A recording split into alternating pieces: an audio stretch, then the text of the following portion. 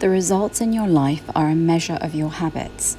In this book, Atomic Habits by James Clear, James talks about his experience with creating lasting change. He goes into describing his viewpoint on habits, his approach to creating systems, and the best way to form lasting habits. He begins by talking about the importance of improving by just 1%. He also mentioned how that's where the name Atomic Habits comes from, so nice wordplay there. The difference a tiny improvement can make over time is astounding. Here's how the math works out. If you get 1% better each day for a year, you'll end up 37 times better by the time you're done. Conversely, if you get 1% worse each day for 1 year, you'll decline nearly down to 0. Now, before all of you mathematicians come running at me, I kid you not, my husband sat down with pen and paper to make sure that this graph was right. If anyone disagrees, please let me know in the comments. Now, have you ever gotten to a point where you've tried to break a bad habit, or you're trying to start a new, really good habit, but you're just not being able to get there? James argues that it's because you've not yet crossed the plateau of latent potential. Doesn't that have such a cool ring to it? The plateau of latent potential.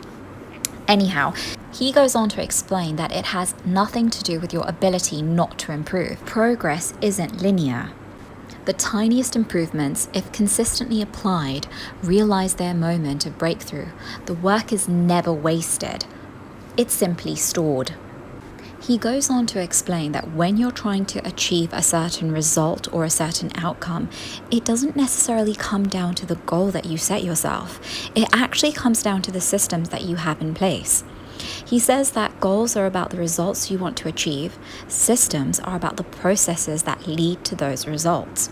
In essence, he's saying that goals suck. This doesn't mean that goals are completely useless. It just means that goals are good for setting a direction of what it is that you want to do. However, systems are better and best for making progress. To explain his reasoning about goals, he goes on to explain 4 reasons why goals don't help anybody. Number 1, winners and losers have the same goals. Number 2, achieving a goal is only a momentary change. Number 3, goals are at odds with long-term progress. And number 4, goals restrict your happiness. James goes on to explain, achieving a goal only changes your life for the moment. That's the counterintuitive thing about improving. We think we need to change our results, but the results are not the problem. What we really need to change are the systems that cause those results. When you solve problems at the results level, you only solve them temporarily. In order to improve for good, you need to solve problems at the systems level. Fix the inputs and the outputs will fix themselves. The first mistake we make is we try to change the wrong thing. He explains that there are 3 layers of behavior change: a change in your outcomes, a change in your processes, or a change in your identity. The first layer is changing your outcomes. This level is concerned with changing your results. For example, if you want to lose weight, or you want to write a book, or you're trying to win a championship. Most of the goals you set are associated with this level of change. The second layer is changing your process. This level is looking at changing your habits and your systems and putting in place new routines. For example, going to the gym or organizing your desk in order for you to have better workflow. The third layer, which he says is the deepest layer, is changing your identity. This level is concerned with changing your actual belief systems, your mindset, your worldview, and your self-image. It's about changing the judgment you have about yourself and of others. If you try changing your habits by focusing on what you want to achieve, it leads you to an outcome-based approach to your habits. The alternative to this is to build an identity-based habit. With this approach, we start by focusing on who we wish to become. The ultimate form of intrinsic motivation is when a habit becomes part of your identity. It's one thing to say, I'm the type of person who wants this. It's something very different to say, I'm the type of person who is this. What you do is an indication of the type of person you believe that you are, either consciously or non-consciously. Identity change is the North Star of habit change. You need to know who you want to be. Ultimately, your habits matter because they help you become the type of person you wish to be. They are the channel through which you develop your deepest beliefs about yourself. Quite literally, you become your habits. So how exactly do we create these lasting habits and have a better understanding of who we are? Well, James says that there is a 4-step pattern which is the backbone of every habit, and our brain runs through these steps in the same order each time. They are cue, craving, response, reward. First, there is the cue. The cue triggers your brain to initiate a behavior. Cravings are the second step, and they are the motivational force behind every habit. Without some level of motivational desire, without a craving, a change, we have no reason to act. The third step is the response. The response is the actual habit you perform, which can take the form of a thought or an action. And finally, the response delivers a reward. Rewards are the end goal of every habit. The cue is about noticing the reward. The craving is about wanting the reward. The response is about obtaining the reward. We chase rewards because they serve two purposes. They satisfy us and they teach us. This 4-step process is not something that happens occasionally, but rather it is an endless feedback loop that is running and active during every moment you are alive, even now. Next, we're going to look at the 4 laws of behavior change. This is a framework that we're going to be using. It's a practical framework that we can use to design good habits and eliminate bad ones. Alrighty, so we have the 4 laws of behavior change. The first law, make it obvious. The second law, make it attractive. The third law, make it easy. And the fourth law, make it satisfying. For the first law of behavior change, if you create 2 common cues, time and location.